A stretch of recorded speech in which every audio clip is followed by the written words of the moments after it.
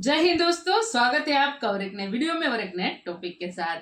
If Modi will come again, Pakistan will destroy, Pakistan will crime. तो वो तो भाई इफ भी बट जो भी है हटा दो, वो फाइनल है। मोदी साहब भी आएंगे तीसरी बार। और ये नहीं पता कि पाकिस्तान रहेगा नहीं, वो हम नहीं बोल सकते, क्योंकि वो तो तभी पता चलेगा कि क्योंकि अभी एक बार आप उंगली कर चुके हो, उसके ऊपर ऑलरेडी कार्यवाही चल रही है। और कोई कुछ किया तो फिर तो हम भी कुछ नहीं कह पाएंगे। तो चलिए दोस्तों, पहले वीडियो देखते आजा करेंगे। पसंद आएगा और पसंद आए तो लाइक और शेयर जरूर से कर दीजिएगा। और चैनल पर पहली बार है, सब्सक्राइब नहीं किया, साथ में सब्सक्राइब भी कर दीजिएगा। चलिए स्टार्ट करते हैं। बीजेपी के जो वोटर है या जो फ्लोटिंग वोटर है, उसमें अंदर ये नेशनलिज्म का जज्बा है और वो ज़रूर वोट डालेगा इसमें। नरेंद्र मोदी की पार्टी बीजेपी को मजहब और बाकी चीजों पर डिस्कस करने की जरूरत ही नहीं है, क्योंकि उनका डेवलपमेंट का एजेंडा इतना बड़ा है। हिंदुत्व पर गामजन मोदी सरकार खित्ते समेत दुनिया भर में आपको लगता है इंतहा पसंदी फैलाने के लिए सबसे बड़ा खतरा है? या बहुत बड़ी इकोनॉमी है, बहुत से ममालिक ने वहाँ पे इन्वेस्टमेंट की हुई है, इस वजह से वो उनका साथ देते थे। कश्मीर के ऊपर जब हम बात करते थे, आप बात करें तो मोदी के ऊपर जितना भी अभी तक बात रही है, उसका टर्नओवर आप उठा के देखें ना, तो एक बहुत ज्यादा विजिबल, एक रिमार्केबल वहाँ पे डेवलपमेंट हुई है। उस वक्त इसकी हालत ख़राब थी और अगर ये इनको ये मौका ना मिलता, ये नेशनलिज्म, तो मैं ये समझता ये हार जाता। मगर अब ये उसी की वजह से एक इसने जो नेशनल सिक्योरिटी का एजेंडा बनाया और एंटी पाकिस्तान बनाया, जो कि आज तक इंडिया की इलेक्शन में कभी इशू नहीं बना। अच्छा। ये पहली दफ़ा इंडिया की इलेक्शन में बना है। हमारी इलेक्शन में तो इंडिया कभी इशू ही नहीं बना। आज तक किसी ने इंडिया के खिलाफ यहाँ जदोजहद की बात करके इलेक्शन नहीं को जीता। अगर इन दोनों में से भी अगर फॉर एग्जांपल दोबारा एनडीए आ जाती है, मोदी साहब आ जाते हैं, तो मुझे पता है कि इंडिया बदल जाएगा, बहुत तरीके से बदलेगा। इंडिया ये इंडिया नहीं रहेगा जैसे ये इंडिया है। याद रखिएगा कि वो शख्स, वो कौम, वो घर, वो मुल्क कभी तरक्की नहीं कर सकता जो अपनी बेसिक्स को नहीं पकड़ता। इंडिया की तरक्की करने का सबसे बड़ा राज है, उन्होंने अपनी बेसिक्स, अपनी पहचान अपनी चीजों से बनाई। अपना कपड़ा पहनते हैं। अच्छा। अपनी गाड़ी बनवा के, टाटा मोटर्स वहाँ की सबसे ज्यादा चलने वाली गाड़ी है। वहाँ की आप आज भी पान पराग उठा लें, उन्हें अपना पान पराग है। मोदी का यार पाकिस्तान में बदलते रहे हैं। पहले आसिफ अली जरदारी थे, फिर नवाज शरीफ मोदी के यार हो गए, फिर इमरान खान मोदी के यार हो गए, अब आज फिर मोदी का यार बदल गए और शहबाज शरीफ और बिलावल भुट्टो हो गए हैं, जो बदकिस्मती है हमारे यहाँ।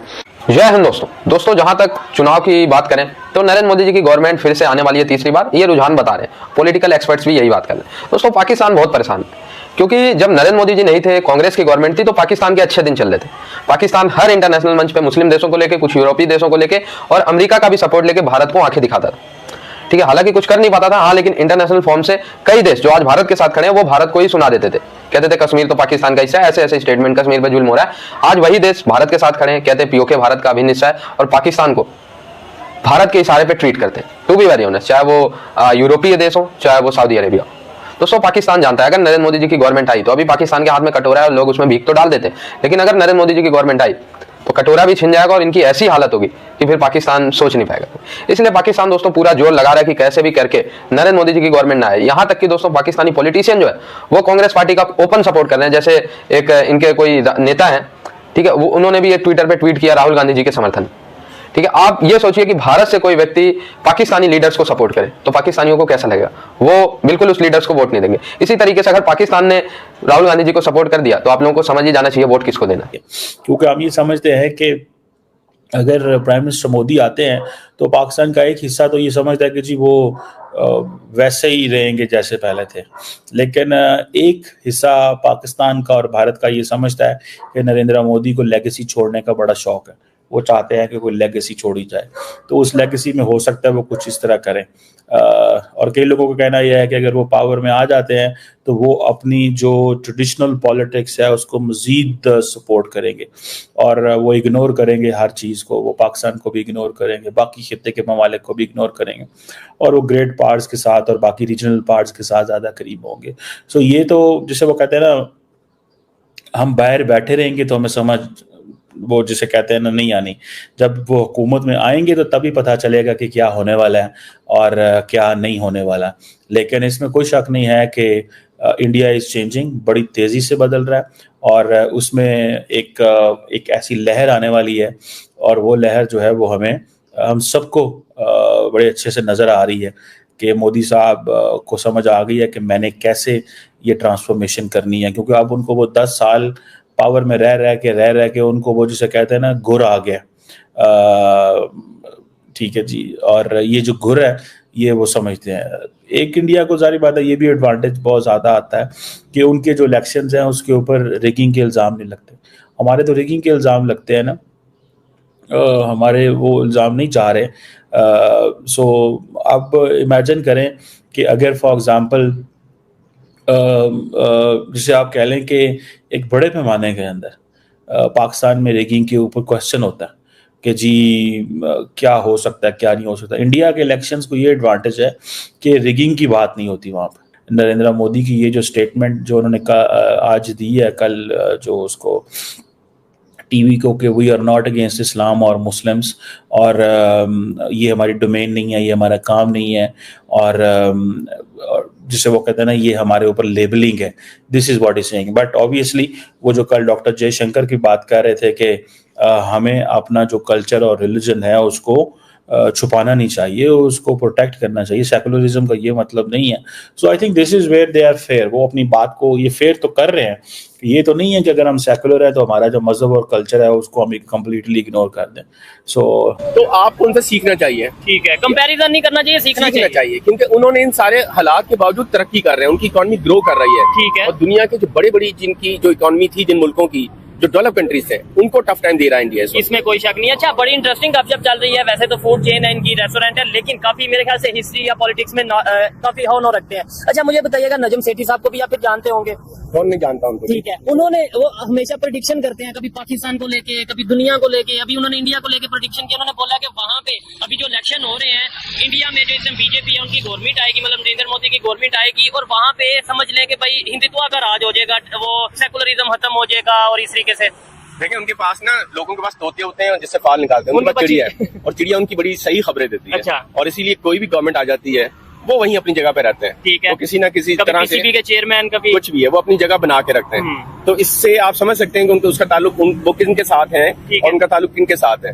तो जो वो कह रहे हैं बिल्कुल ठीक कह रहे हैं। नहीं, आपको लगता है नहीं, आपको लगता है कि मतलब जैसे देखे ना, अगर बीजेपी की गवर्नमेंट आने से हिंदुत्व का कोई ताल्लुक होता तो फिर पहले भी 2 नहीं, और तो बीजेपी के हैं, मतलब 10 साल हो गए उनकी गवर्नमेंट के, तो फिर आप इसके ऊपर क्या कहना चाहेंगे? और डेवलपमेंट किस दौर में ज्यादा हुई है? आप इंडिया की बात कर रहे हैं। देखिए, इंडिया की अगर आप बात करें तो मोदी के ऊपर जितना भी अभी तक बात रही है, फिर और जो भी उसके मुतालिक एक आम राय है, लेकिन उसका टर्नओवर आप उठा के देखें ना, तो एक बहुत ज्यादा विजिबल, एक रिमार्केबल वहां पे डेवलपमेंट हुई है, नजर आई है, और नजर आई है, दुनिया देख रही है। और उन्होंने आईटी को उठा के एक सिंपल से, हम टोटल की बात नहीं करते, सिर्फ आईटी चांद पे वो पहुंचे, चंद्रयान 3 उनका, उसके अलावा 5वीं बड़ी इकोनॉमी, और बहुत सी ऐसी चीजें हैं जो हमें स्टेप बाय स्टेप उनको अगर काउंट करने, आप सिर्फ आईटी को उठाएं और आईटी को उठा के देखें कि उन्होंने क्या डेवलप। इस वक्त दुनिया में जो आईटी में लोग काम कर रहे हैं वो इंडिया को प्रेफर करते हैं कि वहां से अपने सॉफ्टवेयर, अपनी एप्लीकेशन और चीजें बनाएं। उसकी क्या रीजन हो सकती है? मतलब हम तो कहते हैं फ्रीलांसिंग में हम भी नंबर 1 कह लें, या मतलब बहुत ज्यादा नंबर 1 कहना, तो मैं भी कहूँगा कि फास्ट फूड में नंबर 1 लेकिन नंबर 1 होना, कहना और प्रैक्टिकल होना बड़ा फर्क पड़ता है। ये बड़ी टेक्निकल। और अभी आईटी की हम बात कर रहे हैं ना, आईटी वो फील्ड है कि जो प्रैक्टिकल मांगती है, वो डिग्री बेस्ड नहीं होती। वो ये नहीं कहती कि आपने डिग्री पेपर दिखाया और आपको कुर्सी टेबल मिलेगी, आप जॉब करना शुरू। ठीक है, वहां पे आपने करके दिखाना, प्रैक्टिकली करके दिखाना है। आपको क्रिएटिव होना पड़ता है, सीखना पड़ता है। इंडिया में आज भी आप उठा के देखिए ना, तो आईटी वहाँ का बच्चा लेके चलता है, और उसको पता है कि ये दुनिया की सबसे ग्रोइंग फील्ड है, ठीक है। उसको अपना फ्यूचर नजर आ रहा था। पाकिस्तान में आप भी किसी स्कूल के, पाकिस्तान के सबसे अच्छे स्कूल के बाहर चले जाए और वहाँ के 2-4 बच्चों के ऐसे ही रफ कट इंटरव्यू करें कि भाई आप फ्यूचर को क्या देखते हैं, वो कहता है जी एक ही जवाब होगा, जी वो मुझे तो नहीं पता, या तो वो कहते हैं बाहर जाना है, या पापा जो कहेंगे वो होगा, या मैं बाहर जाऊंगा। उसको क्लियर कट अपनी कुछ नहीं पता कि मेरा कल क्या है। और इसमें मेरे ख्याल से देखें बड़ी अच्छी डिस्कशन चल रही है। इसमें मैं भी गलत भी हो सकता हूँ, लेकिन मेरे ख्याल से इसमें स्टूडेंट्स की उतनी मिस्टेक नहीं है जितनी टीचर्स की मिस्टेक है, जितनी हमारे एजुकेशन सिस्टम की मिस्टेक है। और जैसे सर आपने आईटी की बात की है, इंडिया आईटी में बड़ा मतलब नाम बना रहा है और बड़ा अर्न कर रहा है, उतना सौदी अरेबिया अपने ऑयल से नहीं वो करते जितना, मतलब रेवेन्यू जनरेट करते जितना वो आईटी से कर रहा है। देखिए ना, अभी पाकिस्तान की जो आईटी की इंडस्ट्री है ना, वो बहुत ग्रो करके भी $3 बिलियन को टच किया रफली। अब आप कहते हैं कि जी मैं इंडिया से या किसी भी अपने नेबर कंट्री, इवन बांग्लादेश से हम कंपेयर नहीं कर सकते। बांग्लादेश तो दोस्तों, पाकिस्तानियों का रोना धोना जारी रहेगा, लेकिन एक चीज माननी पड़ेगी कि दोस्तों पिछले 10 सालों में जो भारत की तरक्की हुई है, हिस्टोरिकली है, उसको कोई नहीं भूल सकता, उसको कोई अंडर एस्टिमेट नहीं कर सकता। ठीक है दोस्तों, जहां आज से लगभग 2014 में भारत की अर्थव्यवस्था लगभग 1.5 ट्रिलियन की थी, आज 4.5 ट्रिलियन की होने वाली, मजाक बात नहीं है। लगभग हर साल भारत ने 0.4 ट्रिलियन के आसपास, 400 बिलियन के आसपास की अर्थव्यवस्था अपने ऐड की है। ठीक है, तो ये छोटे मोटे नंबर्स नहीं होते। कहाँ हम 2014 में टॉप 10 में आते थे, आज हम टॉप 5 में अर्थव्यवस्था के मामले में। कहाँ हमारा जीडीपी पर कैपिटा 2014 में, यानी हर औसतन व्यक्ति कितना कमाता है, वो नियर अबाउट आप मान के चले 1700-1800 यूएस डॉलर था, आज 2500 यूएस डॉलर औसतन हर भारतीय कितना कमा रहा है। ठीक है, भारत की पासपोर्ट रैंकिंग नीचे से, मतलब बुरा लगेगा आपको, लेकिन पाकिस्तान के आसपास पासपोर्ट रैंकिंग आती थी हमारी। आज आप लोग देख लीजिए, पासपोर्ट रैंकिंग भारत की काफी हद तक सुधर चुकी है। पहले विदेशों में, कई मेरे भाई विदेश से भी कमेंट करते हैं, यूके, यूएसए, सऊदी अरेबिया, पहले जो भारतीयों की इज्जत थी, बांग्लादेशियों की इज्जत थी और पाकिस्तानियों की इज्जत थी, नेपालीज की इज्जत थी, वो लगभग बराबर थी। ठीक है, विदेशों में। लेकिन दोस्तों आज अगर आप विदेश में कहते हैं ना हम भारतीय, तो आप लोगों को अलग नजरों से देखा जाता है। ये सब प्रधानमंत्री नरेंद्र मोदी जी के आने के बाद ही हुआ है, आप माने या ना माने। ठीक है, और जिस तरीके से भारत मेड इन इंडिया पे ध्यान दे रहा है, उससे भारत की रिस्पेक्ट ग्लोबली और बढ़ रही है। पहले हम दुनिया से सिर्फ सामान मंगाते थे, अब हम दुनिया को सामान बेचने की भी कोशिश कर रहे हैं।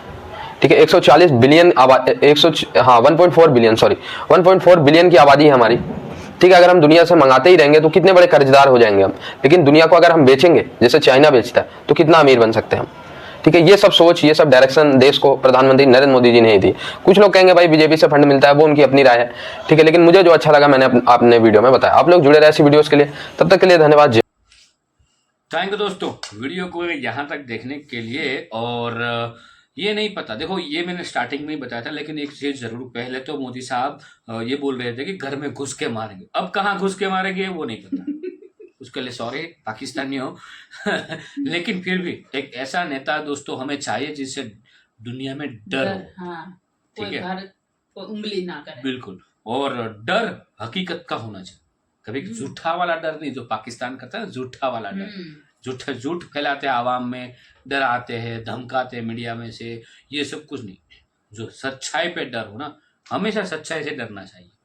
ये हर कोई को मैं बोलना चाहता हूँ, क्योंकि झूठे ऐसा करना ही नहीं चाहिए जहाँ पे हमें सच्चाई से भी डर लगे या तो झूठ से भी डर लगे। ये पाकिस्तानियों की औकात है, ये उनके पास रहने दो। और हमारे यहाँ पर इलेक्शन पर इतनी नजर रखे, जैसे बाज चिड़िया पर नजर रखते, इतनी नजर रख रहे हैं पाकिस्तान वाले। ये बोल रहे अब तक तो है, तो हम श्वास लेने में थोड़ी बहुत दिक्कतें थी, अब हमारे लिए खाने भी नहीं रहेगा, पीने के लिए भी नहीं रहने वाला, ये भी सोचते। और ये लोग बहुत कुछ चाहते हैं भारत से, तो हो सकता है अभी ये इलेक्शन खत्म हो, उसके बाद हो सकती है कोई भारत पाकिस्तान की कुछ बातचीत हो, टेबल टॉक हो।